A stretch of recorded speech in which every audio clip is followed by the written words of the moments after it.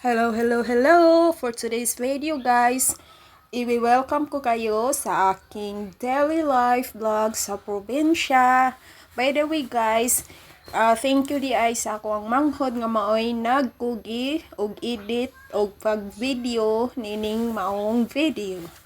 So mauna to guys, kana inyong mga nakita diha karon, mauna ang amo ang kinabuhi sa probinsya. Mamuhi og baboy. Ayan, kiat kaayo kay siguro gigutom na or nagtuoy siya iyang dadan.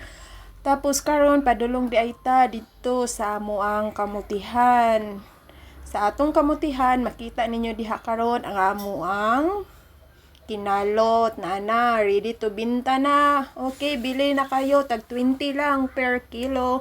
O nga ako ang mga buutan og kugihan nga nanay ug tatay nga anaa sa tunga-tunga sa among amutihan, nagpadayon sa ilhang pagkugi ug di ay to makita pa nato ang bunga sa talong ana ay tulo ka buok, libre na ang pakbit.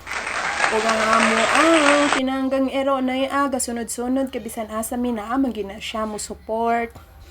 Ug kauban na amo ang mga kanding dira, kana sila diya si Maria. Naanay mga pangalan among kanding maong dili ka makahibaw ka ug mawala kay kana nakalista na memorize na namo ang ilang mga pangalan. So di pwede o why pwedeng mangawat ini joke. Na sila, ayan. So nagngita na siguro ni sila tubig para ilang imnon pero unsaon man wala mi tubig dala, dali manguli na lang ta para adto mo minom og tubig.